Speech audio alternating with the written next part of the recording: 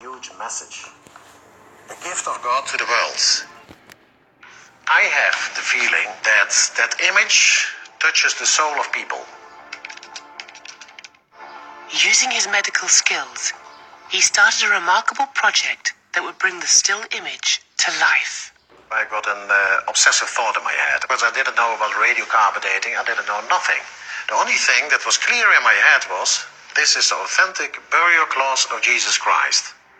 With the help of experts in Holland and Argentina, Dr. Soons embarked on a complex process that would transform the face on the shroud into a 3D holograph. I got the idea that there was holographic information in the Shroud of Turin. The image was divided into lots of slices. Then we put these pieces all together until it formed a 3D. So what we have in the computer now is the face of Jesus Christ in 3 dimensions. After 3 years of painstaking work and computer processing, the 3D image of the body was complete. According to Dr. Soons, this is the actual face of the historical Jesus, captured just moments after death, when he was wrapped in the shroud.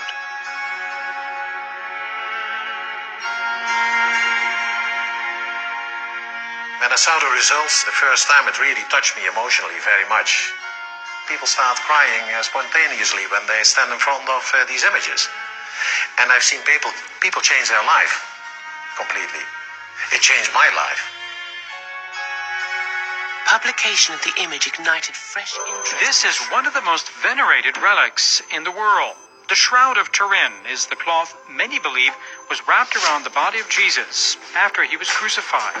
Now an Italian expert from the Vatican Secret Archives says she can prove the shroud contains fragments of Jesus' death certificate. Il contenuto di queste scritte. The contents of these words refer to the death of a person who's called Yesois Narsarenos, the name that we find lying in the 4 Gospels. In 1978, a group of experts found some letters around the face shown by the shroud.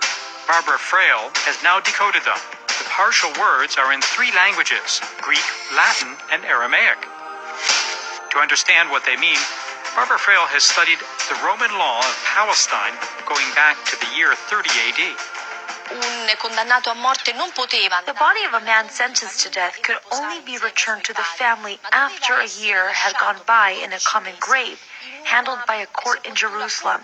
After that 1 year, the body then could be returned to the family and go to the family tomb. In the case of Jesus Christ, Joseph of Arimathea and Nicodemus asked the governor Pontius Pilate not to leave the corpse in a common grave, but instead to use Joseph of Arimathea's family tomb.